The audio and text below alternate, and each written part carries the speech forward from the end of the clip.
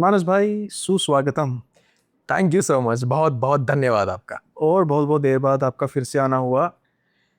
हमारा तो आना रहता है। हाँ मतलब साथ में शूट करने का मौका नहीं बन पाता क्योंकि आपके भी काफ़ी शूट्स होने लगे हैं, मेरे भी होने लगे। आप ज़्यादा बिजी हो चुके हैं। नहीं नहीं यार, मुझे मेरा मानना है कि इंसान को बिजी रहना चाहिए। हाँ। मेरा और भाई लोग ना कॉन्स्पिरेसी बनाते हैं मुझे ना। मेरे वो मैंने उस पर किया था। व्हाट्सअप की कम्युनिटी वगैरह है ना, तो उस पर डीएम्स वगैरह भी कर सकते हैं व्हाट्सअप का। मैंने क्योंकि स्टोरीज वगैरह मुझे होता है किसी ने अगर बतानी हो तो उस पर ना कई मैसेज आते हैं कि आप अब मानस भाई के स्टूडियो में नहीं जाते, लड़ाई हो चुकी है आपकी क्या, ओह। ऐसा क्यों हो गया भाई, लड़ाई क्यों होगी, भाइयों में क्या लड़ाई होती है। हम्म। तो उसका हम क्लियर कर देते भाई, कोई लड़ाई नहीं हुई, लड़ाई क्यों करेंगे हम, बताओ। कोई लड़ाई नहीं है। जब हम शुरू कर रहे थे तब कुछ चीज़ें अलग होती थी, और अभी क्योंकि हर कोई ग्रो कर रहा है हाँ। तो सिचुएशन थोड़ी सी अलग बन जाती है। थोड़ी बहुत अगर जो लोग मुझे जानते हैं वो ये समझते होंगे कि बाय प्रोफेशन मैं एक फिटनेस कोच हूँ। तो क्या होता है ना कि जब सब लोग ग्रो कर रहे हैं, जैसे कि आप भी ग्रो कर रहे हैं, तो आपके मल्टीपल शूट्स होने लगे, मैं देख लो बहुत अच्छा कर रहे हैं, हाँ। एंड मेरा फिटनेस भी साथ साथ ग्रो कर रहा है। तो क्या होता है ना कि अवेलेबिलिटी नहीं हो पाती कि यार हम हाँ। साथ बैठ पाएं, शूट कर पाएं, या फिर आप आ पाएं, तो वो थोड़ा सा हमारा मैच नहीं कर पाता। हाँ मतलब लास्ट टाइम जब मेरा आपके साथ शूट हुआ था, और कहने का मतलब कि हम 3-4 महीने में हमारे 3-4 शूट हुए हैं, और उसमें सिर्फ हम शूट के टाइम पे मिले हैं, और आज थोड़ी सी पहले भाई कुछ बातें हुई हैं। राइट। तो आप यही दुआ करें कि ऐसा ही चलता रहे, क्योंकि काम है। हाँ बिल्कुल। अगर काम के तौर पे बिजी रहेंगे, लेकिन साथ में ये भी दुआ कीजिए कि भाई जब हाँ, हम फ्री हो तब हम पूरा साथ में भी दे रहे हैं। टाइम साथ में बिजी रहेंगे हाँ। भाई, ठीक है। सो मानस भाई, आपके किस्से हमेशा लाजवाब होते हैं, और परमात्मा की कृपा है कि आपका जो कंटेंट है वो खास तौर पे मेरे चैनल पे काफ़ी अच्छा परफॉर्म करता है। अब मुझे भी अच्छा लगता है कि जब ऑब्वियसली मैंने कहीं पे कुछ बोला है और वो वीडियो चल रही है, तो हाँ, मुझे भी अच्छा लगता है कि सुनील भाई के चैनल पे मैं जब भी आता हूँ उनकी ऑडियंस इतने ज़्यादा प्यार देती प्यार देती है। है। तो आज फिर शुरू कीजिए किस्से को। बिल्कुल शुरू करते हैं। आज की जो कहानी है ना, वो ये मैंने पहली बार सुना कि अमावास छलावा। हम्म। भाई ये क्या होता है अमावास छलावा? तो मैं भी बड़ा इंटरेस्टिंग वे में इंटरेस्टेड था सुनने के लिए कि ये क्या है। ये कहानी किसी सब्सक्राइबर की नहीं है हर बार की तरह। मेरे एक पुराने कॉलेज फ्रेंड है, वो रिसेंटली मिले थे। अब क्योंकि पॉडकास्ट में जाना पड़ता है तो मैं हमेशा कहानियों की हंटिंग में रहता हूँ, ये कहाँ से कुछ मिल जाए, ठीक है। तो जब भी हम बात कर रहे होते हैं ना, मेरे को ऐसी कोशिश होती है कि यार कहीं से कुछ निकल आए किसी के पास से। तो ऐसे ही फ्रेंड था मेरा, उत्तराखंड से था, उससे ये कहानी निकली है। तो वो अपने कॉलेज डेज की बात बताता है। कॉलेज डेज मैंने इसलिए बोला कि हम लोग मिले थे जब मैं फिटनेस का एजुकेशन कर रहा था अपने मेन ग्रेजुएशन के बाद, यानी अपने मास्टर्स कर रहा था। उससे पहले जब वो ग्रेजुएशन में हुआ करता था, यानी हमारे ग्रेजुएशन अलग थे, हम मास्टर्स में साथ मिले। तो जब वो अपने कॉलेज और ग्रेजुएशन में था तब की ये स्टोरी उसने बताई थी। अम, कहानी ये थी कि उसका कोई मामा का लड़का है, वो अपने दोस्तों के साथ मिलकर कॉलेज की तरफ से ट्रिप पे गए थे। वो पहाड़ों में थे, वो पहाड़ों से पहाड़ में ही कहीं गए थे। गुड 8-9 घंटे का डिस्टेंस हो गए थे। ओके। अब वो वहां से वापस आ रहे थे रोड पे, और जैसे कि आपको पता है कि पहाड़ों में क्या होता है कि ज्यादातर जंगल के इलाके आते हैं, फिर एक छोटा सा गांव आया क्रॉस करके, फिर एक जंगल आया। तो सब लोग बस में बैठे हैं, और बस के मैं कुछ आपको कैरेक्टर्स बता देता हूँ। एक उनका पीटी टीचर होता है, एक उनका प्रिंसिपल होता है। प्रिंसिपल का नाम विकास सर होते हैं, और जो पीटी टीचर होता है उनका सुशील नाम होता है, सुशील सर होते हैं शायद। हाँ, यही नाम है। और एक बस ड्राइवर होते हैं, और साथ में एक पियोन होते हैं। ये बड़े लोगों में एक जो रिस्पॉन्सिबिलिटी लेते हैं ये थे। बाकी बच्चे थे। अब बच्चों में से वो जो मामा का लड़का था, उसका नाम जो था, श्रीकांत नाम था उसका। और कहानी जो घूमती है ना, ये जो मैंने बड़े लोगों की बात बताई, ये कितने लोग हो गए? Vikas sir, Sushil sir, bus driver, peon, ये 4 लोग। PT sir. अ, विकास सर, पीटी सर हो गए, विकास सर हो गए प्रिंसिपल, सुशील सर हो गए पीटी पीटी सर, सर, हाँ। बस ड्राइवर, पियोन, श्रीकांत हो गया जो जो पूरी कहानी बता रहा है। एक और बच्चा था, उसका नाम श्याम था। सो ये पूरी कहानी इन 6 लोगों के इर्द गिर्द घूम रही है। हालांकि बस में बाकी बच्चे भी थे, लेकिन सारे इंसिडेंसेस जो है इसमें ये 6 लोग मेनली इन्वॉल्व है। होता क्या है, रास्ते में जा रहे थे, अचानक से सूअर का एक झुंड आ जाता है रात को, और बस ड्राइवर को अचानक से ब्रेक मारना पड़ता है। भाई क्या हुआ क्या हुआ, ब्रेक क्यों मारा? बस ड्राइवर बताता है कि साहब इस तरह से ना वो सूअरों का एक झुंड आ गया था। कोई बात नहीं, बस वापस स्टार्ट हुई। उतने में जो सुशील था, सुशील नहीं, बच्चे का नाम श्याम था। श्याम जो था वो दोनों टीचर्स के पीछे बैठा था। दोनों टीचर्स मतलब प्रिंसिपल थे विकास सर, और पीटी टीचर सुशील सर, इनके पीछे श्याम बैठा था। शाम को शायद नेचर्स कॉल आता है, उसको सुसु करना होता है, तो वो सर से बोलते हैं कि सर थोड़ा साइड में कहीं रुकवाइए।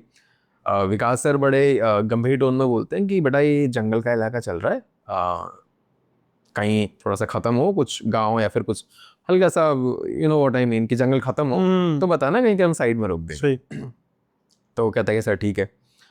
उस दिन में विकास सर की आँख लग जाती है, और शाम जो होता है वो बाहर देख रहा होता है। उतने में श्रीकांत, जिसको झपकी हल्की हल्की लग गई थी, वो आंखें उसकी खुल जाती है कि ना बस रुकी और ये कॉन्वर्सेशन चल रहा है। वो ध्यान देता है कि हाँ वॉशरूम फ्रेश होने की बात हो रही है। ठीक है, बस चलती रही। एक पॉइंट के बाद ऐसा पॉइंट दिखता है शाम को कि सर बस रुकवा दीजिए यहाँ पे। तो सर ने बस रुकवाई, और सभी को बोला गया कि भाई जी जिसको फ्रेश होना उतरो। तो ऑलमोस्ट पूरा बस ही खाली हो गया उतरने के लिए, सब लोग चढ़ गए। यहाँ पे एक छोटा सा इंसिडेंस हुआ। जो श्रीकांत है वो अपना साइड में कहीं झाड़ी वाड़ी में कर रहे होते हैं किनारे पे, कहीं प्रॉपर होटल नहीं था, बस एक ही जंगल कम हो गया था।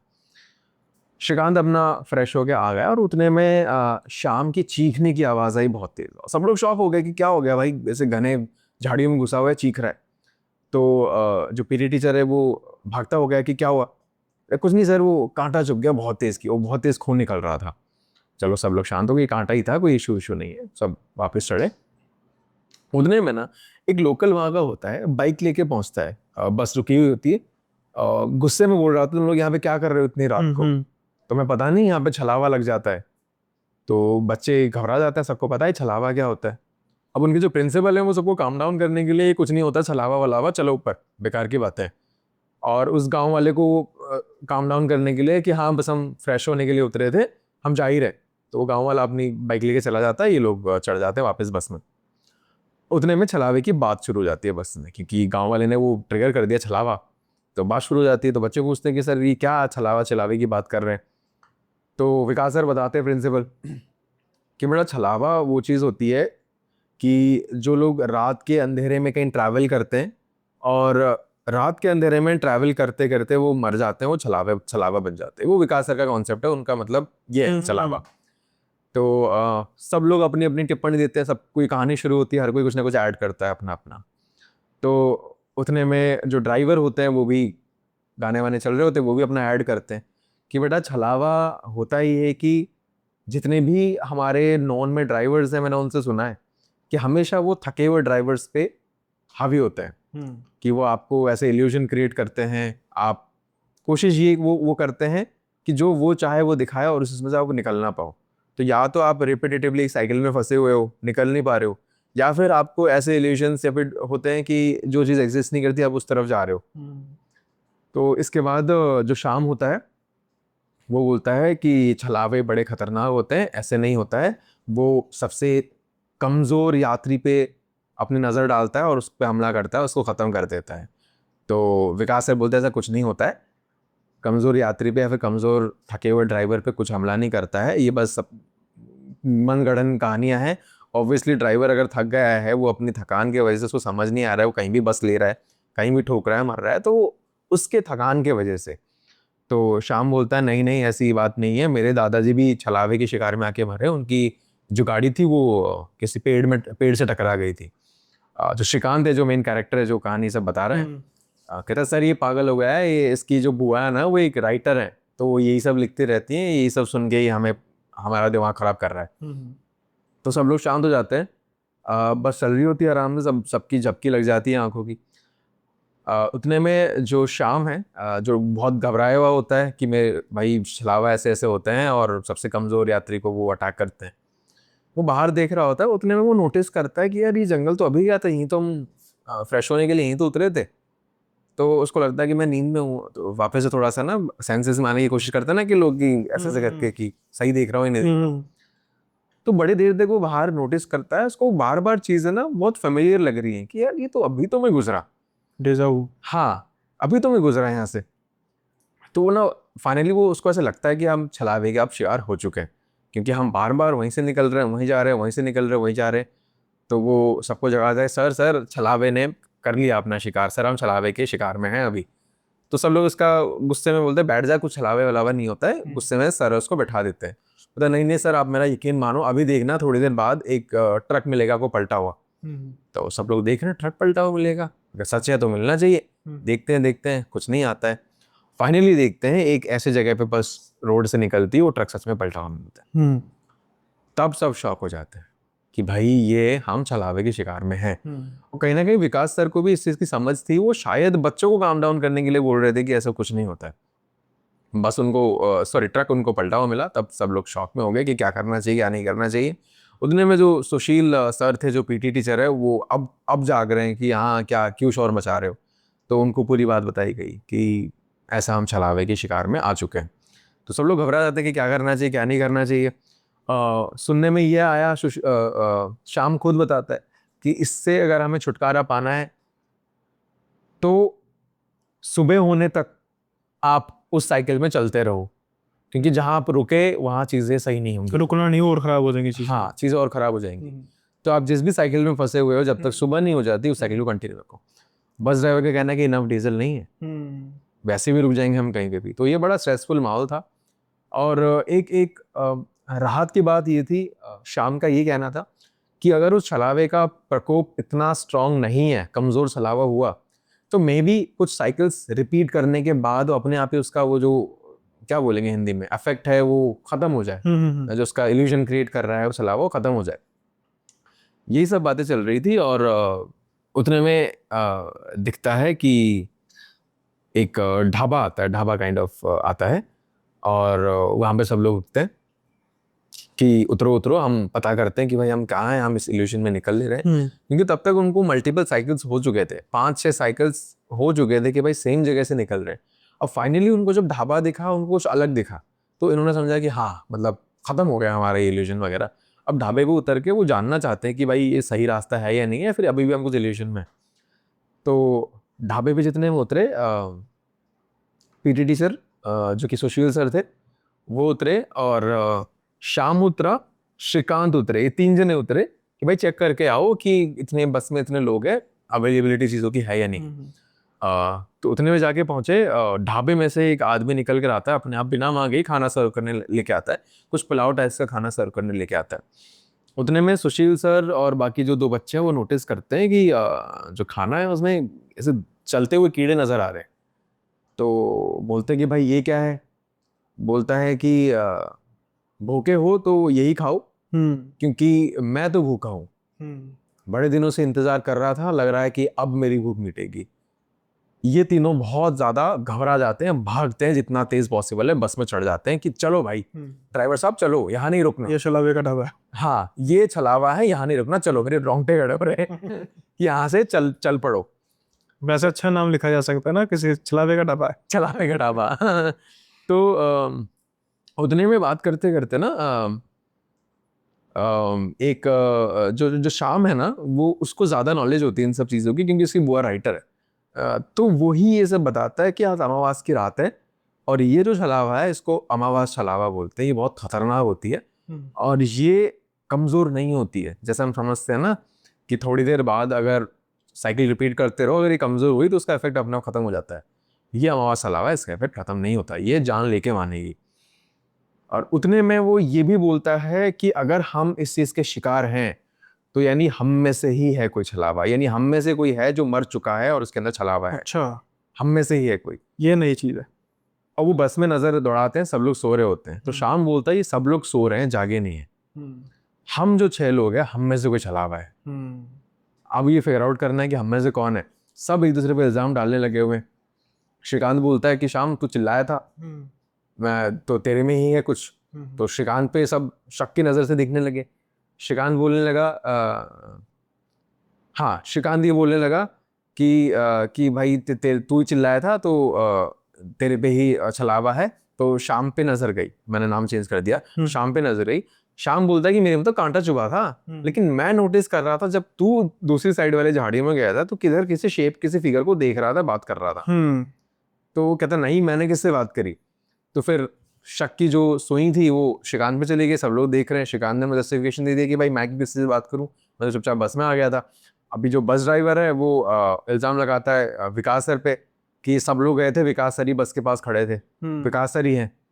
अब विकास सर के ऊपर शक की नज़र, विकास सर बोलते हैं पियोन के ऊपर डालने की कोशिश करते हैं, बट पियोन तो था ही ड्राइवर के पास ही था, तो कुछ कंक्लूजन निकलता नहीं है। उतने में ना बस चल ही रही थी, उतने में एक साइन बोर्ड आता है किसी विलेज का, उस गांव का नाम मैं भूल गया, उत्तराखंड के किसी गांव का नाम है, और वो गांव होता है सुशील सर का। कि यार ये तो मेरा गांव है। लेकिन आश्चर्य या फिर सरप्राइज होने की बात ये थी कि जिस डेस्टिनेशन में उनको पहुंचना था, यानी सुशील सर का जो गांव है, कैलकुलेशन के हिसाब से भी 6-7 घंटे बाद आना है। अच्छा। अभी जहाँ से निकले हैं वहां से निकले 2-2.5 घंटे ही हुए, उससे ज्यादा नहीं हुए।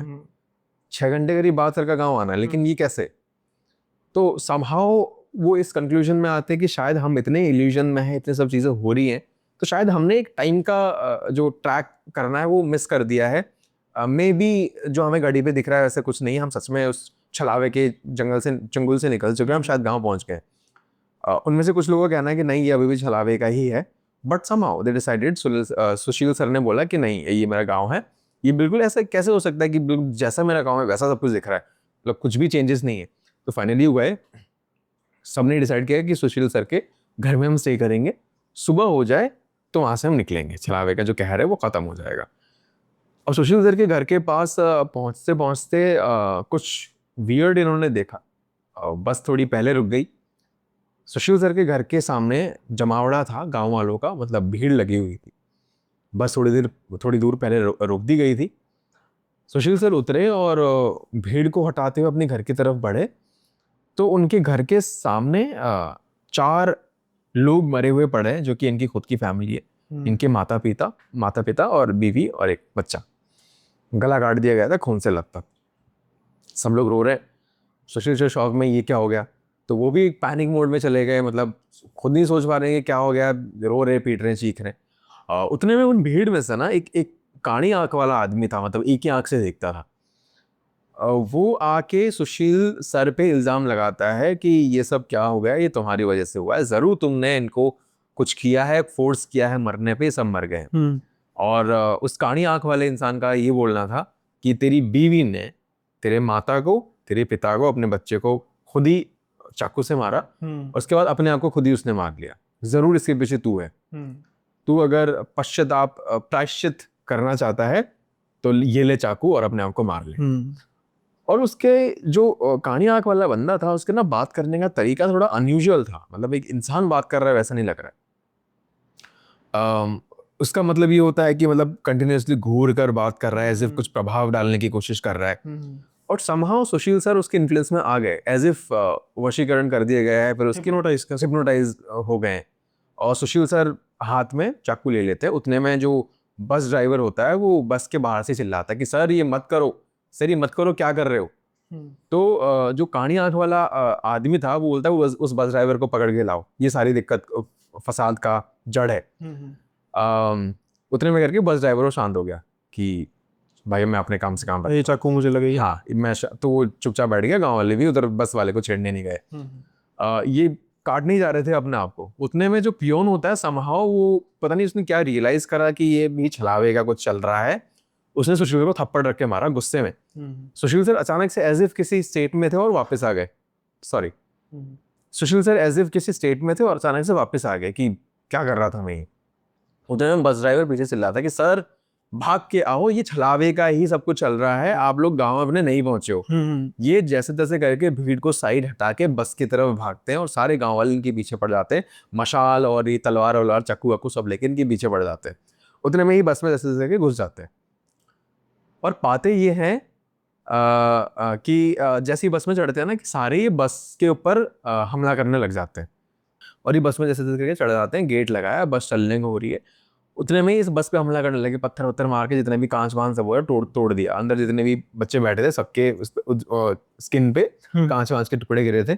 और थोड़ी देर बस थोड़ी दूर निकली तो थोड़ी स्टेबल सिचुएशन थोड़ा हुआ, सब लोगों ने अपना कांच वांच निकाला और डिस्कशन शुरू होने लगा कि हम में से ही कोई छलावा है। उतने में क्या होता है कि ब्लेम किसी तरह से सुशील सर पे आ जाता है कि इन्होंने ही हमें इन्फ्लुएंस करा था कि मेरे घर चलो, उधर जाके आपको रेस्ट करना है और सुबह सुबह निकल जाएंगे। और डिसाइड ये करते हैं कि इसको मार देना है, अगर ये मर गया तो हम सब लोग बच जाएंगे। तो जो विकास सर है वो डंडा निकालते हैं, एक रॉड होता है सीट के नीचे, वो निकालते हैं क्योंकि ड्राइवर शीशे में से इशारा कर देता है कि सर सीट के नीचे डंडा है, खत्म कर दो इसको। तो विकास सर डंडा निकालते हैं, डंडा निकाल के सुशील सर में किस सर पे मारते हैं। और जैसे ही सुशील सर के सर में मारते हैं उतने में नीचे गिर जाते हैं और वो वहीं पे खत्म हो जाते हैं। अभी भी उनका जो लूप है ना वो खत्म नहीं हो रहा था, वो किसी ना किसी तरह से सेम रास्ते पे आए जा रहे हैं। और इनका सर्च अभी और बढ़ गया कि भाई अभी भी वो छलावा खत्म नहीं हुआ है। अभी आप सुनील भाई ये नोटिस करो कि किस तरह से इनमें से छलावा जो भी है इन सबको खत्म करने में लगा हुआ है। एक एक करके सब खत्म होंगे। सही, यही शलाबे का काम है, खुद नहीं मारता। हाँ, वो माहौल तैयार करता है। अभी एक एक करके खत्म होंगे। अभी किसी तरह से जो शक की सुई है ना वो श्रीकांत पे आता है कि भाई तब से मैं देख रहा हूँ ये सारी चीज़ों को तू ही इन्फ्लुएंस कर रहा है कि कौन छलावा है कौन नहीं है, तू ही बता रहा है। जो भी डिस्कशन हो रहा है ओरल कंक्लूजन तू ही दे रहा है कि अच्छा ऐसे नहीं ऐसा है, एक बंदा भी मार दिया। हाँ, तो ये सब कुछ तू ही बोल रहा है। तो विकास सर बोलते हैं कि श्रीकांत को ख़त्म करना चाहिए। तो विकास सर रॉड उठा के श्रीकांत को मारने जाते हैं। उतने में जो पियोन होता है वो आके श्रीकांत जो विकास सर का डंडा पीछे से पकड़ लेता है। क्यों? क्योंकि जो पियोन है वो श्रीकांत का मामा है, तो रिश्ते में लगते हैं, तो वो बचाना चाह रहा है। रिश्ते में तो आने मामा लगते हैं। तो वो बचाना चाह रहे हैं। हाँ। लेकिन विकास सर को कुछ हो गया था, वो रुकने का नाम नहीं ले रहे थे। अब जो पियोन था उसको कुछ ना कुछ करना था, उसने डंडा लेके विकास सर के पेल दिया। अब विकास सर वहीं बैठ गए, खून खत्म हो गए। लेकिन अभी भी वो क्या नोटिस कर रहे हैं, छलावे का वो जो कहर है वो खत्म नहीं हुआ है। मतलब वो जो साइकिल है बार बार वही जंगल वही ट्रक वही आए जा रहा है, खत्म नहीं हुआ। अब आपके बच गए बस ड्राइवर, श्रीकांत, सुशील, 3 लोग बच गए। उतने में क्या होता है, जो बस ड्राइवर होता है बोलता है कि तुम दोनों में से कोई है। अभी आपस में इनकी लड़ाई होने लगती है सुशील की और श्रीकांत की कि इन दोनों में से ही कोई है। किसी तरह से सुशील जो है वो बस ड्राइवर के प्रति सुशील तो मत चुका। ये जो शाम शाम जो है वो बस ड्राइवर के प्रति शक का नजर ले आता है श्रीकांत के मन में कि भाई जितने कुछ भी चीजें हो रही है तूने नोटिस करा कि हम सब लोग गो थ्रू कर रही है, बस अपनी सीट पे बैठा हुआ है और वहीं से ऑर्डर दिए जा रहे हैं। हम जहां भी जा रहे हैं जहां भी उतर रहे हैं लेके कौन जा रहा है। तो फिर क्या करता है श्रीकांत, सोचता है कि भाई तू सही बोल रहा है, हम एक काम करते हैं बस ड्राइवर को ख़त्म करते हैं। तो श्रीकांत डंडा लाता है पीछे से, बस ड्राइवर के बजा देता है। जैसे बस ड्राइवर के बजा देता है उतने में बस ड्राइवर खत्म हो गया।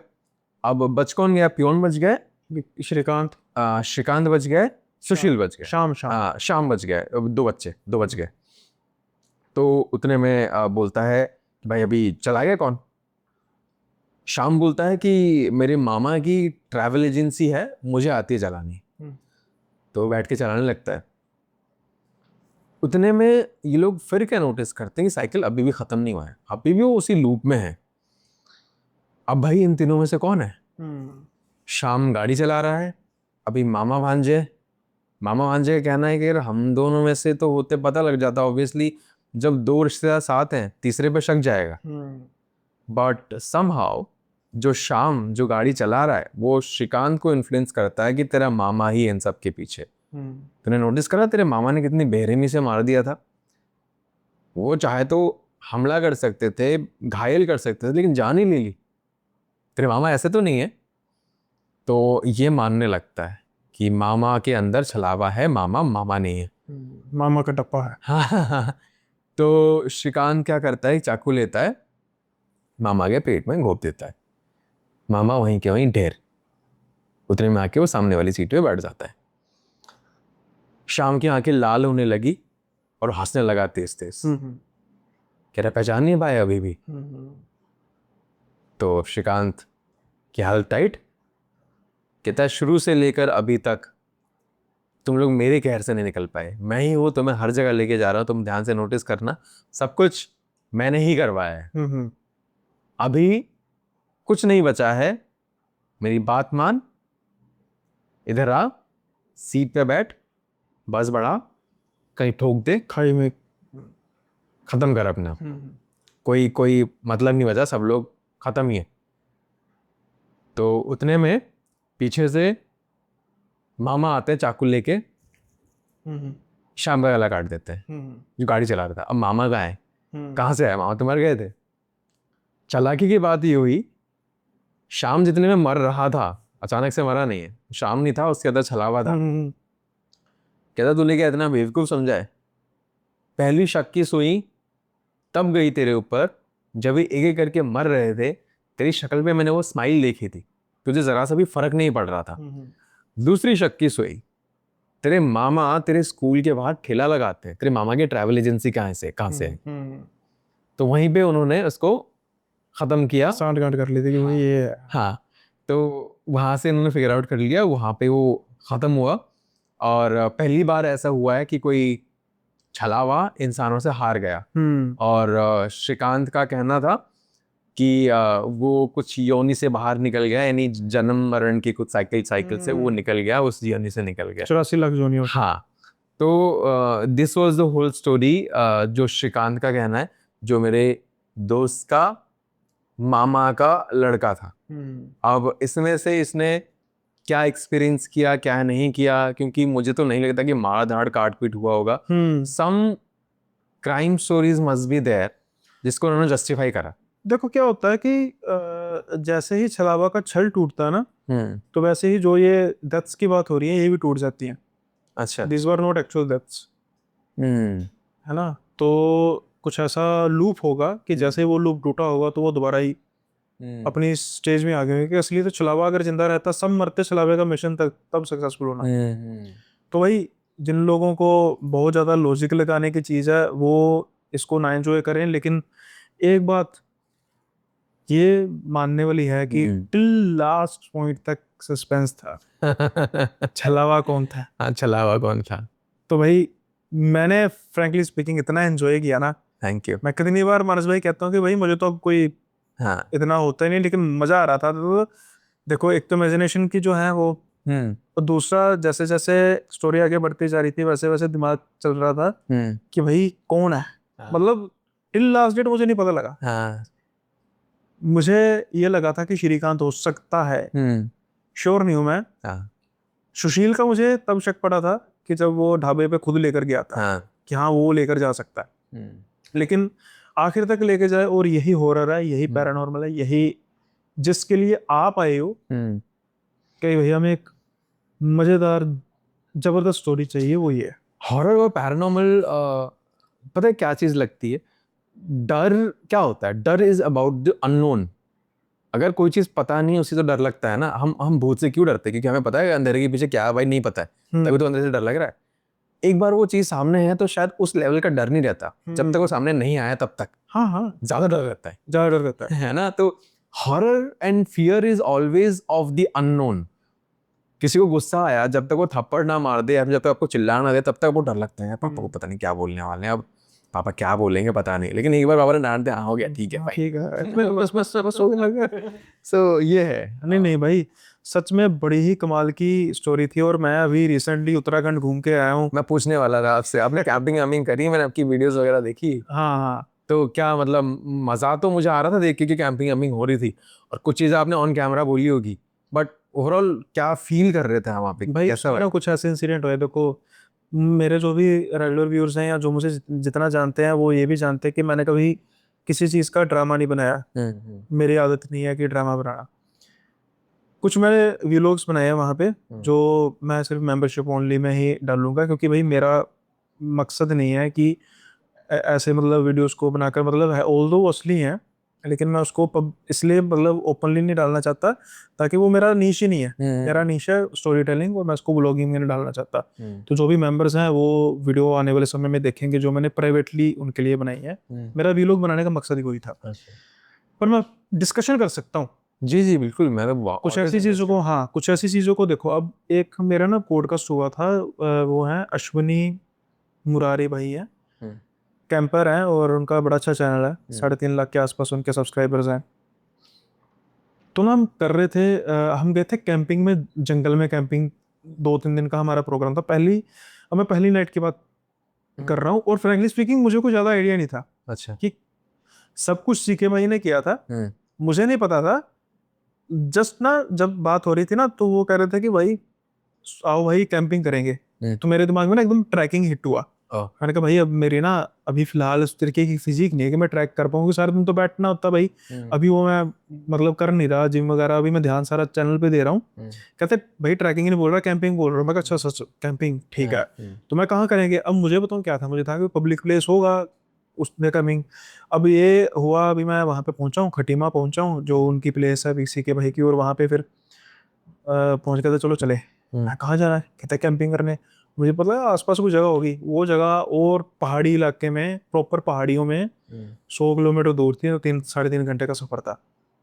अब वहाँ पे मुझे सच में कुछ नहीं पता था। उनके एक दोस्त हैं, मित्र हैं उनके, उमेश, वो बेसिकली यूरोप में शेफ है। अच्छा तो छुट्टियों में आए थे, अच्छा, जो खाना बना रहे हुई हमने देखा तो मुंह में पानी आ गया भाई। वो प्रेपरेशन देखी ना हमने कितनी जबरदस्त। अरे कसम से आएगी हाँ हाँ, तो यूरोप में बेल्जियम में बुडापेस्ट है ना जगह, हाँ। उसमें शेफ है, उस बुडापेस्ट में होटल है कोई। राइट तो छुट्टियों पे आए थे, तो भाई उनको साथ में ले लिया। फिर मुझे ये भी नहीं पता कि अश्विनी भाई का जो है कैंपिंग हो। तो चलो खैर, कहते हैं इनके साथ पॉडकास्ट करना है। तो पॉडकास्ट शुरू होता है। जो जगह, जो वो जंगल का इलाका था ना, दिन में या शाम में हम पहुंचे थे, जितना सुहावना लग रहा था, रात में वो उतना ही डरावना लग रहा था। उसके 2-3 चीजें थी कारण।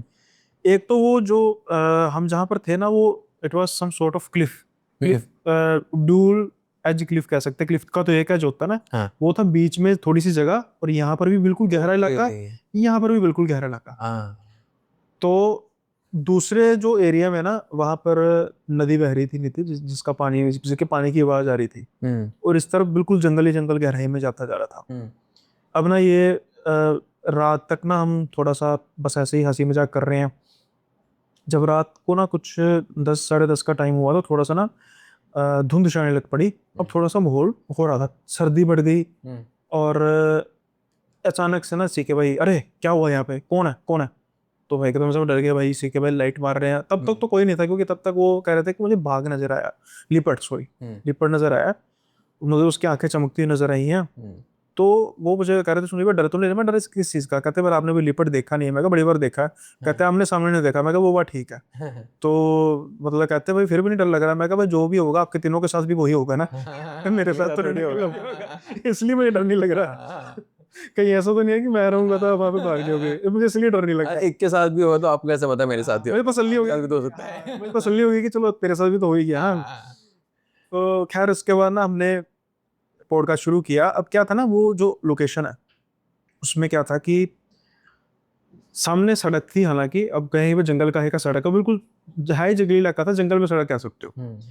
उस सड़क में ना कुछ चीज मैंने नोटिस की थी कि उस सड़क में 7:30 बजे के बाद कोई भी नहीं गया, एक व्हीकल तक नहीं गुजरा, इतनी वो सुनसान जगह थी। अब ना उस सड़क की क्या था कि जैसे मैं पॉडकास्ट करना शुरू हुआ, दूसरी जगह पे गेस्ट बैठे हैं पॉडकास्ट कर रहे हैं, तो जो वो होते हैं साइन बोर्ड्स होते हैं, जो डायरेक्शन के होते हैं ना साइन बोर्ड, वो कर्व था। तो वहां पर ना एकदम चमकता है वो साइन बोर्ड। अब चमकने का मतलब है कि वहां पर किसी ने लाइट डाली होगी, लाइट डाली होगी ना, टॉर्च। फिर कैसे चमकेगा बिना हाँ। लाइट क्या? लेकिन वहां पर ना उसके बाद कोई गाड़ी आई ना कोई गाड़ी गई। हमारे अलावा कोई वहां पर बंदा नहीं था, इतना मुझे पता है, कोई बंदा नहीं था। मुझे लगा कि भाई सीके भाई या उमेश भाई होंगे। उमेश भाई अंदर टेंट में बैठे थे, सीके भाई दूसरी तरफ खड़े थे, उनकी बिल्कुल डायरेक्शन ही ऑपोजिट थी। अच्छा फिर से एक बार चमका। अब वो जो वीडियो है ना, उसके 50वें 51वें मिनट में अगर जिन्होंने देखी होगी उन्होंने मेरा रिएक्शन ऐसे हो रहा था, मैं वो बात कर रहे हैं मैं ऐसे देख रहा हूँ, अचानक से भी देख रहा हूँ, फिर सीके भाई करा, अरे मैंने किसी को देखा। तो हम सभी इधर उधर हो गए, क्या हुआ क्या हुआ, तो कहते कोई है पक्का कोई है। तो कहते मैंने आदमी जैसी चीज देखी। तो अब ये थोड़ा सा हो गया टेंस माहौल हो गया, भाई कौन हो सकता है। कहते नहीं मैंने पक्का देखा है। तो अब कहते हैं कि हम गए वहाँ पे, उसका फिर मैंने वीलॉग भी बनाया, वो मैं सारा वो जिसने देखना वो मेंबरशिप में होगा।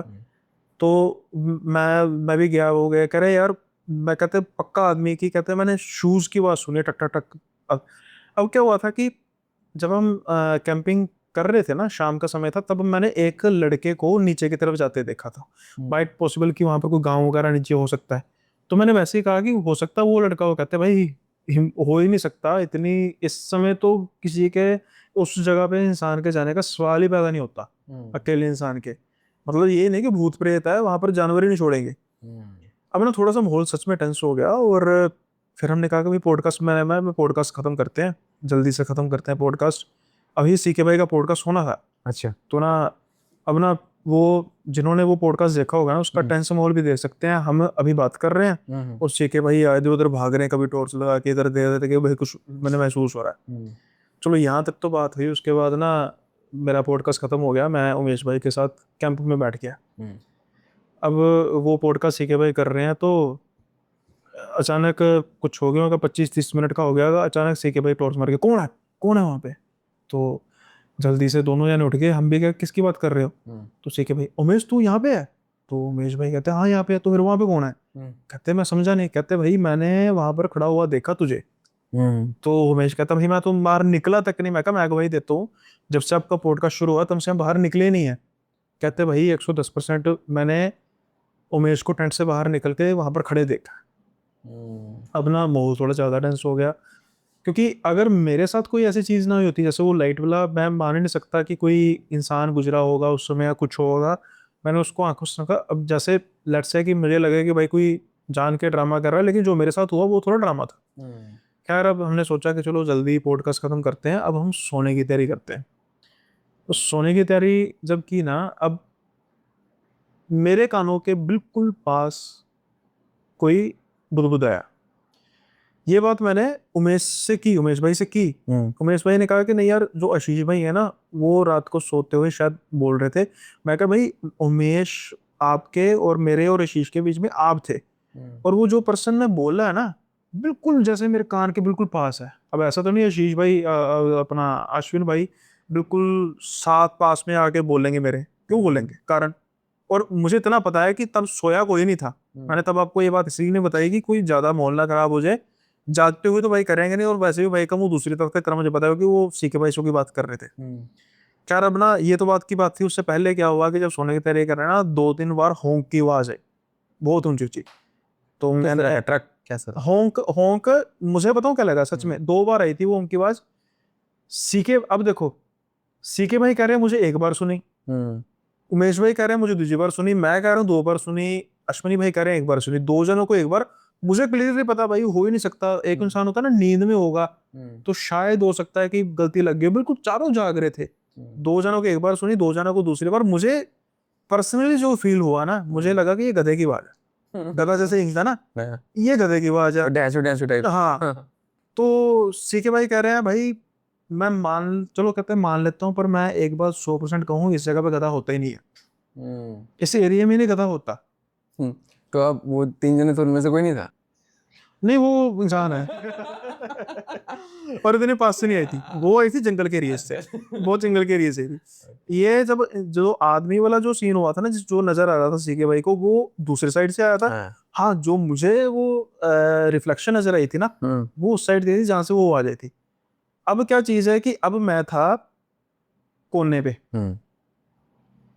ठीक है, यानी कि सबसे कम सेफ। एक्सपोज, मोस्ट हाँ, मोस्टली एक्सपोज्ड। और मैं और सीके भाई। अब मुझे सीके भाई धीरे से कह रहे हैं कि सुनील भाई आप यहाँ पर आ जाओ, बीच में आ जाओ, दूसरी साइड पे आ जाओ। मैं क्यों। कहते नहीं भाई आप मतलब गेस्ट हो ऐसे। तो मैं कहा भाई वो भी इंसान ही है।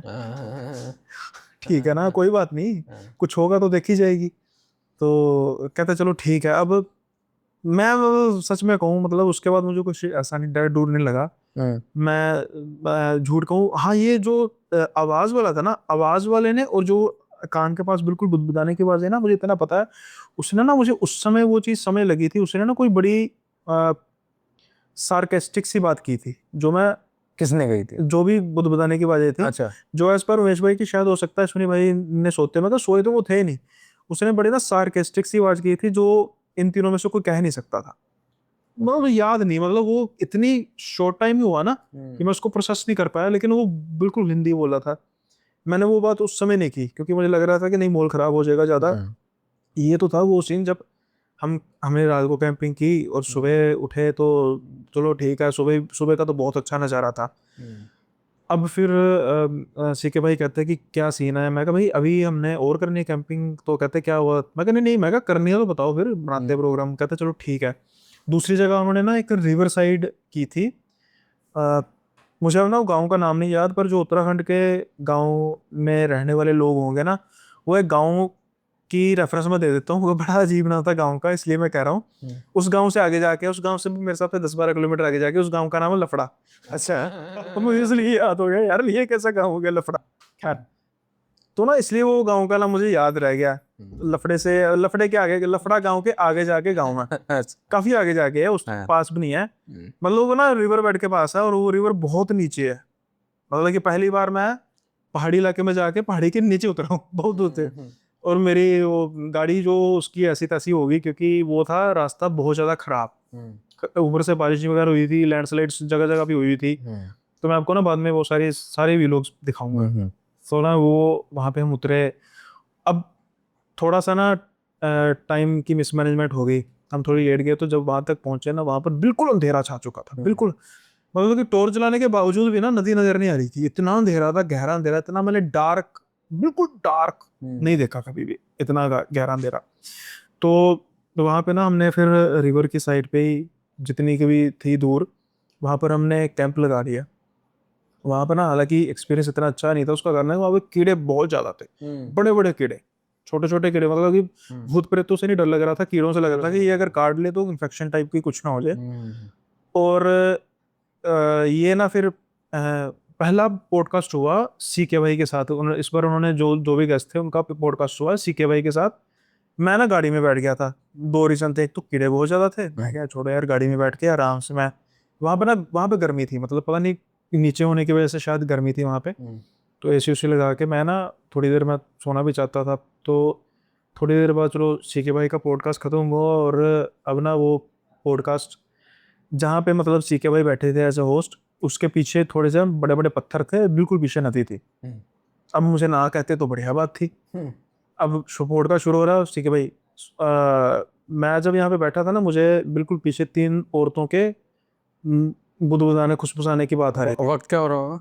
ये था कुछ 12:30 के आसपास का टाइम। 12:30, हाँ। मैंने कहा मतलब मेरे पीछे, कहते नहीं जब मैं बैठा था, मैं कहा अब उनको क्या पता, आप बैठे हो मैं बैठा हूँ, है तो यही जगह ना। तो कहते हाँ ये जगह, कहते पक्का, मैं कहा पक्का के मजाक कर रहे हो, कहते सुनील तो पक्का कर रहा हूँ, आपको पता मैं इन चीजों में मजाक नहीं करता। तो मैंने कहा क्या खुशबू आ रही थी, कहते यार ये नहीं पता, लेकिन तीन औरतें थी, वो तीन औरतों को अलग अलग आवाज आ रही थी। खैर अब ना पॉडकास्ट शुरू हो जाता है, और वो भाई ना थोड़े अग्रेसिव थे पॉडकास्ट वाले, मतलब जैसे पहाड़ी लोगों का एक होता है ना कि भाई हम तो मानते हैं, वो भाई भाई हम तो मानते हैं, वो आप मानो ना मानो। अब ना शायद उनको ये लगा होगा कि मैं इन चीज़ों में नहीं मानता या फिर कम बिलीव करता हूँ। अब वो ना मुझे कह रहे हैं कि सुनील भाई एक बात कहूँ, कि ये ना नदी के पास जंगल है, आप इस जंगल में 2 किलोमीटर आगे चले जाओ, आप मान जाओगे कि भूत प्रेत होते हैं। अच्छा। तो मैं कहा भाई मैं तो मानता हूँ। कहते नहीं जब आप चलो मेरे साथ, मैं कहा धंधा ही हुई है। हाँ, कहते आप चलो मेरे साथ, मैं कहा मैं क्यों चलो, मैं मानता हूँ। कहते नहीं चलो तो सही, मैं क्या मान लेता हूँ भाई, मैं तो पहले मान तो मैं नहीं जाऊंगा। जबरदस्ती मनवा के रहूंगा। हाँ, मैं कहा भाई 2 किलोमीटर में क्यों अंदर जाऊँ, मैं अभी यहाँ भी मान गया। तो ना अभी ये ना चलो वही हंसी मजाक में चल रही थी बात। अब ना क्या हुआ कि मुझे ना अचानक टेंट में से रोने की किसी की आवाज आई, लेडी की। आपके टेंट में से? मुझे आई, हाँ मुझे, शायद जब वो पॉडकास्ट पब्लिश होगा, मेरी कोशिश होगी कि जब वो पार्ट मतलब मुझे सुनाई देना हेडफोन में, वो बहुत डिम थी, मुझे ये हो सकता है वो माइक में ना आई हो, लेकिन अगर आई होगी ना उस समय बिल्कुल वॉइस हाई कर दूंगा। हाँ, एम्पलीफाई कर देना उसको। हाँ एम्पलीफाई कर दूंगा। अब जैसे मैंने देखा ना, तो सीके भाई ने मेरी तरफ देखा, मैंने कहा आवाज आई, कहते हाँ। तो मैंने कहा मुझे औरत के रोने की आवाज आई, सीके भाई कहते हाँ। सीके भाई ने उस समय इंटरप्ट नहीं किया, ठीक है।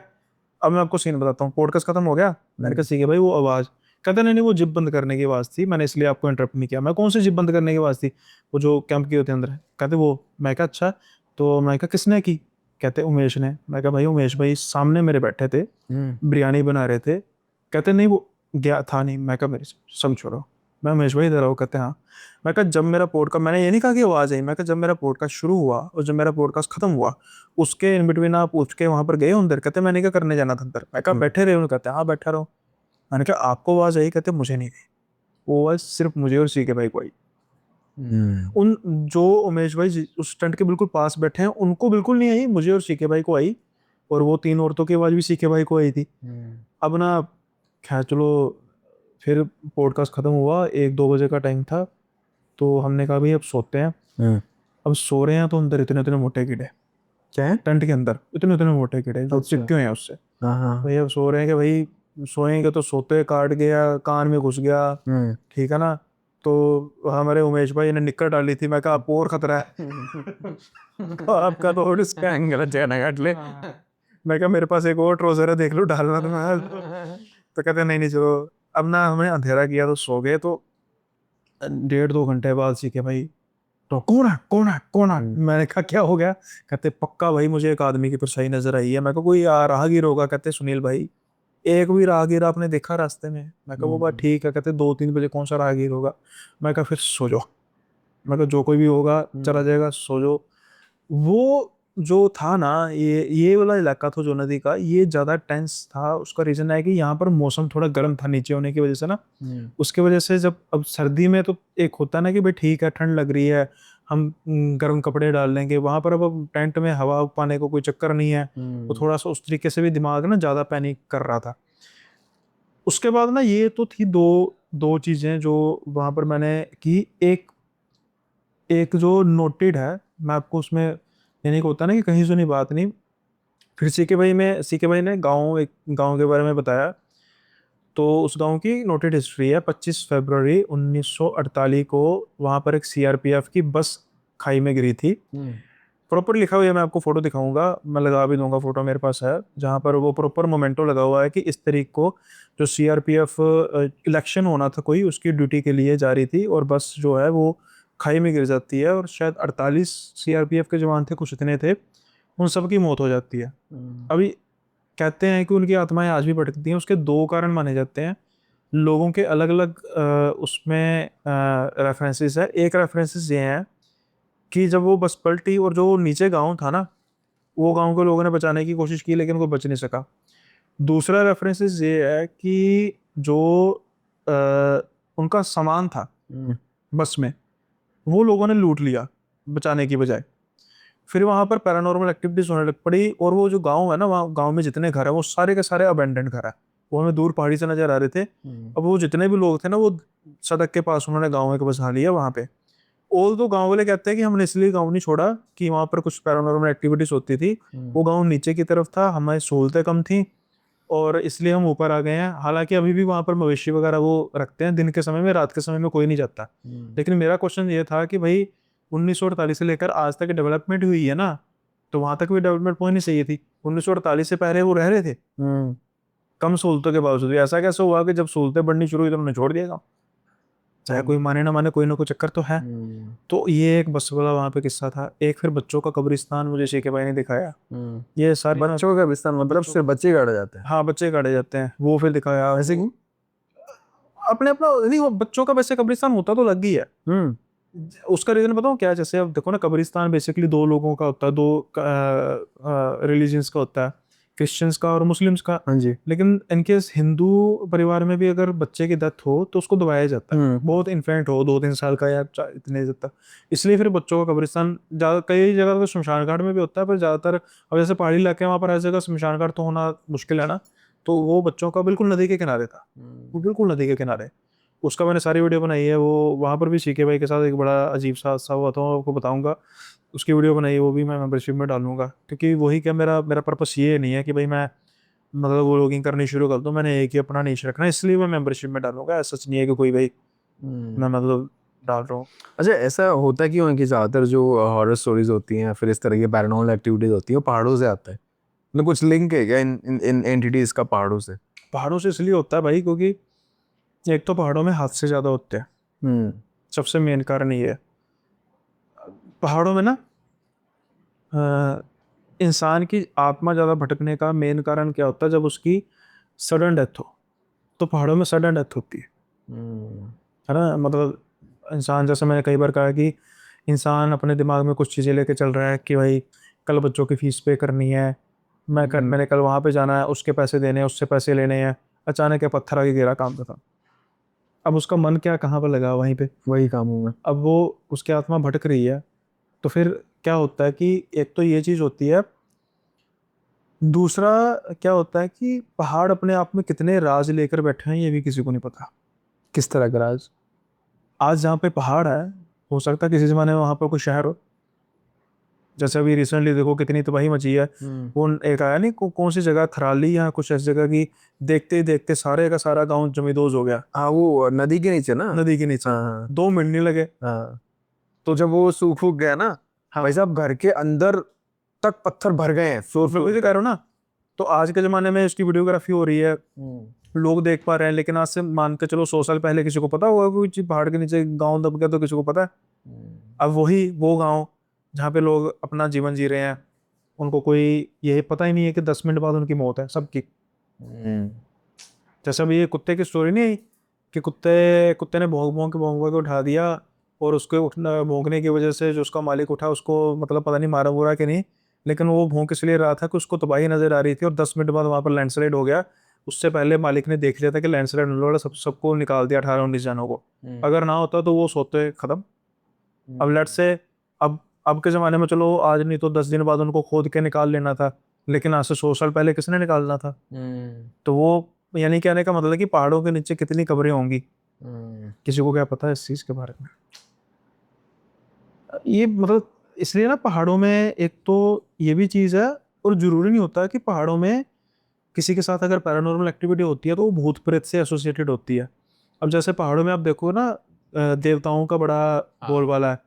तो भाई जैसे पहाड़ों में कोई हुल्लड़बाजी करता है, गलत हरकत करता है, पहाड़ों में गंदगी फैलाता है, तो देवता भी नाराज हो जाते हैं। हाँ, उनकी ग्राम वो देवता भी, ऐसे। हाँ, वो भी कुछ कई बार ऐसे रूप में आ जाते हैं जब इंसान देख के डर जाता है। अब जैसे अभी रिसेंटली, वैसे मैंने वो थोड़ा सा आपको बिल्कुल ब्रीफ में बता देता हूँ कि मेरे पास ना एक किस्सा आया था। तो वो मैं कैसे कोरिलेट कर पा रहा था कि ये लोग आर्ट हम गए थे, लोग आर्ट से पहले पंच चंपवत था शायद जगह का नाम है, वहाँ पर ना डाक बंगला है। तो सीके भाई एक एनजीओ को भी रन करते हैं ना, तो उसकी वजह से कुछ फैसिलिटीज वगैरह मिल जाती हैं। तो हमने उस डाक बंगले में स्टे करना था पहले।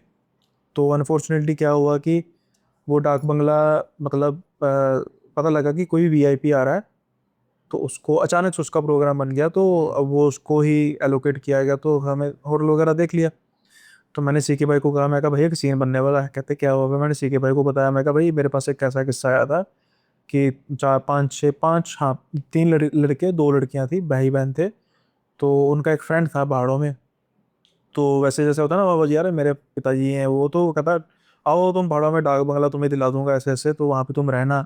तो जब वो आते हैं तो पता लगता है कि अचानक से, चलो उसकी भी गलती नहीं थी कि अचानक से उसको डाक बंगले में अंदर ही आ रहा था कोई। तो उसकी वजह से अब डाक बंगला मिलेगा नहीं। तो फिर जो केयर टेकर होता है ना, वो उनको एक फार्म हाउस मतलब दिखाता है। अब जो केयर टेकर उनको फार्म हाउस दिखाता है, तो वो जो लड़का उनके लिए भेजता है कि इनके छोटी मोटी कोई चीज़ चाहिए होगी, रात 10 बजे से पहले पहले इनको बता देना। वो लड़का उनको जाने से पहले ये कहता है कि यहाँ पर शराब नहीं पीनी बस। वो जैसे वो हुल्लड़बाजी में कहता है भाई शराब क्यों नहीं पीनी, कहता है भाई बस आपको कहा कि यहाँ पे शराब मत पीना। लेकिन वो लड़के पी लेते हैं शराब, उनके बाद फिर उसके बाद वो थप्पड़ थप्पड़ पड़ते हैं, पैरानॉर्मल एक्टिविटीज होती हैं। इनको अपनी काउंटर पार्ट्स कटे हुए सर नजर आते हैं उनके। तो फिर वो फार्म हाउस से भागते हैं। रास्ते में उनकी किस्मत अच्छी थी कि पुलिस वाला, मतलब उनको एक पुलिस की जीप पेट्रोलिंग करते नजर आती है, वो थाने लेकर चले जाते हैं। और पता लगता है कि वो फार्म हाउस था काफ़ी समय से बंद, लेकिन ऐसा नहीं था क्योंकि उसमें स्पेसिफिकली कोई वो होती है, एक्टिविटीज़ होती है, लेकिन जैसे शराब पीने के लिए मना किया था तो कोई चीज़ ट्रिगर होगी होगी। अब लोग भी तो फिर कोई कमी नहीं ना छोड़ते ऐसी जगहों पे जाके। अब जब हम गए हैं, हमने कैंपिंग की है, हमने एक छोटी सी, अगर हमने तिनका भी घेरा होगा ना, वो भी हम उठा के उसको लेकर आए हैं। हाँ जब रास्ते में कोई डस्टबिन आया हमने डस्टबिन में फेंका, लेकिन हमने देखा था ताश के पत्ते पड़े हुए हैं, बियर्स की बोतल पड़ी हुई है, और भी काफ़ी सामान पड़ा हुआ है, लेस के पैकेट्स, जो भी मतलब डिस्पोजेबल्स वगैरह, कितना कुछ पड़ा हुआ है। लोग फिर कहते हैं भाई, फिर सारा कुछ कहने के बाद कहते हैं यार इंडिया गंदा पड़ा है, बनाया हमने ही है, वो बात बना अलग भी है। रहा है। अच्छा ये शहरों में नहीं होते क्या इतने एंटिटीज? मतलब मैंने शहरों में कहीं ना, सुना है ऐसा कि जितनी आबादी होती है लोगों की इतने एंटिटीज कम होते हैं नहीं ऐसा? कम नहीं होती, वो उनका असर कम, असर नहीं कम कह सकते। क्या होता है कि देखो, जैसे मैं कह रहा हूँ हम्म, कि उस इलाके में हम 4 जाने थे, हम्म, लेकिन मैं अकेला होता तो हम्म, एक तो मेरा डर ही खुद ज़्यादा होना था। अब ऐसे ही जैसे शहरों में क्या है, शहरों में जैसे मानो ये कमरे में फॉर एग्जांपल भूत होगा हम्म, जो बड़ा परेशान करता होगा, लेकिन अब ये कमरा 10 लोगों से भर जाए, वो कहेगा भाई मैं क्या करूँ। 10 लोग नहीं ना डर पाएंगे, हम्म, एक डर सकता, 2 डर सकते, मैक्सिमम 3 भी डर सकते हैं, लेकिन 10 लोगों को क्या डरा देगा। हम्म, अब जहां पर लेट्स से कि शहर की कोई ऐसी जगह, मानो एक पार्क होगा, उस पार्क का एक भूत होगा, है ना, तो वो पार्क में आने वाले लोगों को डराता होगा। लेकिन मानो कि उस पार्क को काट के अब एक बिल्कुल हाई पैक्ड एक कॉलोनी बन गई जहाँ पर आदमी ही आदमी है, तो वो क्या कर लेगा बेचारा, फिर वो कोई और जगह ढूंढेगा।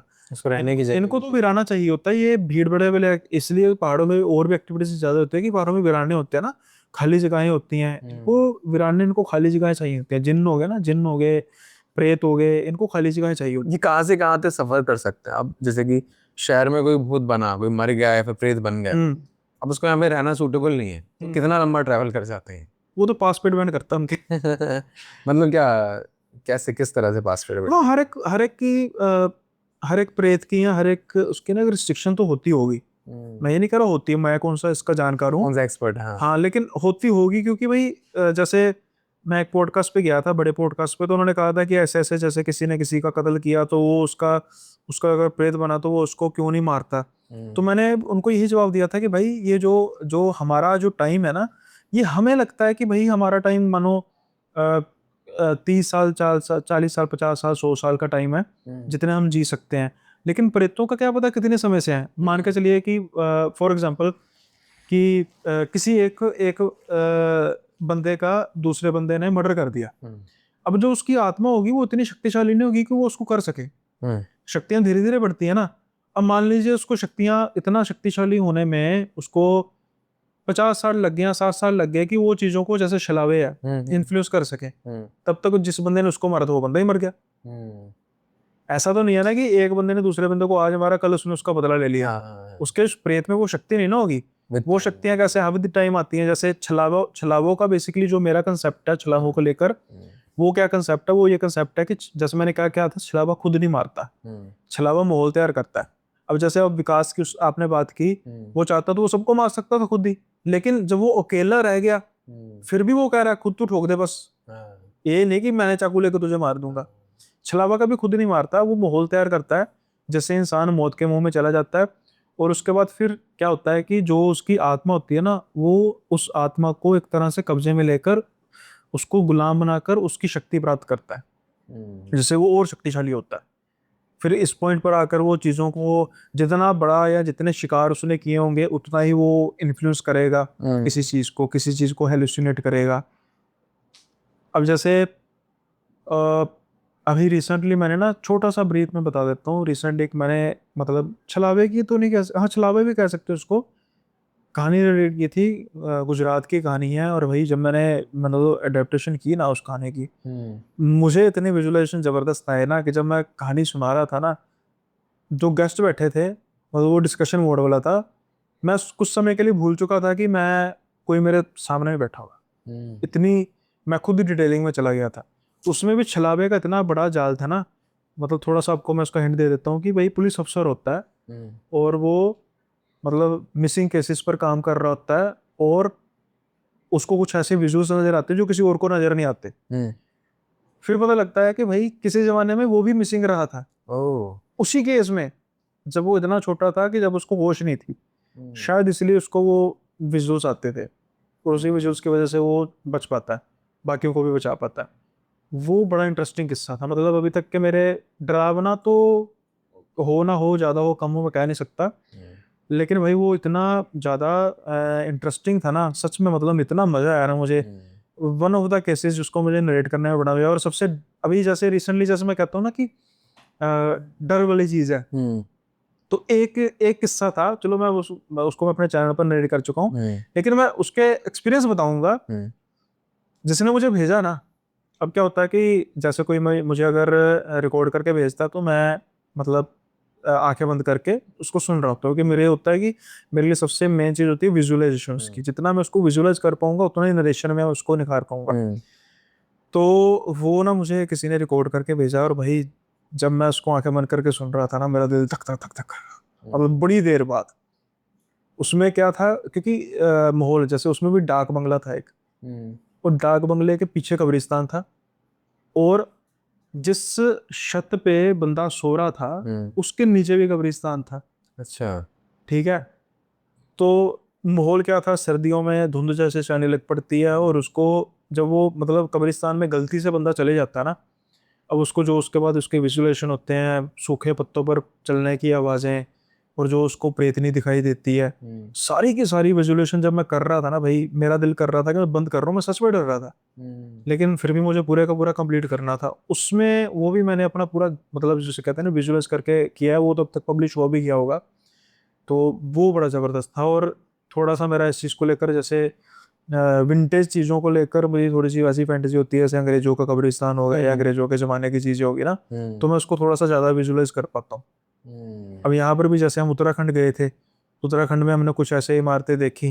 अभी एक भाई को मैंने बहुत शीखे भाई को कहा था भाई मुझे लेकर जाओ वहाँ पर, माने नहीं। वो एक ना पहाड़ी के नीचे घर था, तो वो बताया कि वो जिसने घर बनाया था ना, वो एक दिन भी नहीं रह पाया वहाँ पे, ऐसा कुछ हुआ था। मैंने उनको कहा था भाई मुझे लेके जाओ, कहता नहीं अब रात हो चुकी है, इतना मैं रिस्क ले नहीं सकता, कुछ दिक्कत परेशानी होगी तो फिर ज़्यादा हो जाएगी। फिर एक उन्होंने मुझे लोकेशन बताई कि भाई अभी अभी हम 4 जने हैं, जब हम 2 जने हो गए ना तब चलेंगे। तो मैंने कहा क्या उसका सिस्टम है। उन्होंने कहा कि भाई एक ना एक एक ए जैसे A to B पॉइंट है, तो वहाँ पर क्या होता है कि एक लड़की लिफ्ट के लिए हाथ करती है, और वो लड़की अगर आप लिफ्ट दो वो आपकी पिछली सीट पे बैठ जाती है। आप मुझसे कोई भी बात करोगे, कोई आपसे बात नहीं करेगी। अच्छा। एक स्पेसिफिक पॉइंट पर जाके वो लड़की दरवाज़ा खोल के गिर जाती है, और इतनी खौफनाक चीख मारती है ना, बंदा हिल जाता है। कहते भाई इन्होंने इन्वेस्टिगेशन की थी, तो इन्होंने बताया कि वो जो साथ में इनका लड़का था ना, उसने बताया मुझे कि भाई हम ना ऐसे ढाबे पर रुके थे, आगे वो पॉइंट था, हमने बड़ी देर तक वेट की कि भाई वो लड़की मिले मिले मिले, हम उसको लिफ्ट दें तो फिर देखेंगे क्या होता है। कहते हैं हमें लड़की मिली नहीं, तो हमने सोचा कि भाई वो ना मतलब वैसे कहावत तो लोगों बहुत लोगों की कंप्लेन है। तो कहते हैं कि हमने सोचा कि भाई नहीं ऐसी है, तो हम ना चल पड़े। अब क्या हुआ कि कुछ समय बाद ना बिल्कुल हमारे बिल्कुल पास से बोलेरो गाड़ी निकली तेज बड़ी। हमने गाली गोलियां दी कि अरे भाई ये क्या ऐसे ऐसे। कहता वो ना ड्राइवर काफी आगे जाके रुका, और अचानक से वो गाड़ी रोकता है। अब वो ऐसी जगह थी कि पुल ऐसा था कि 2 गाड़ियां निकल नहीं सकती थी, उसने पुल पे गाड़ी रोकी। पुल पे गाड़ी रोकी और वो बड़ी जल्दी दरवाजा खोल के भागता भागता हमारे पास आया। कहते हमने इधर उधर रोड रेल पकड़ने की, भाई ये लगता कुछ चक्कर है। कहता अभी हमने शीशे नीचे नहीं किए थे जल्दी से, कहता अगर शीशे खटका रहा है। हमने नीचे का कहता वो देखा आपने लड़की गिरी मेरी गाड़ी से। कहता कहाँ कहाँ से। कहते वो लड़की ने शीशा वो दरवाजा खोला पिछला और गिर गई। कहते पहले हमें भी लगा कि भाई ये कहीं सच में तो नहीं कह रहा। कहता हमने गाड़ी घुमाई, गाड़ी घुमा के हमने पीछे देखा, तो पीछे हमने देखा कोई नहीं है। तो कहता फिर हमने उसको पूछा, कहता ऐसा ऐसा, वो सारे उसने वही बात बताई। गिरी उसने बाद चीख मारी। कहते हमें पता लग गया भाई वो है, हम लेट हो गए थे, वो पहले बैठ गई थी, लिफ्ट ले ली थी उसने पहले। तो वो पहले धीरे धीरे गाड़ी चला रहा होगा, जब उसने वो सीन देखा गिरी तो उसने स्पीड बढ़ा के देखा कि आगे गाड़ी जा रही है, उसको तो मैं कम से कम रोकूं। तो कहता हमने उसको कहा भाई अभी फिलहाल के लिए तो हम दोनों यहाँ से निकले, क्योंकि अगर वो दोबारा से बैठ गई दिक्कत हो जाएगी।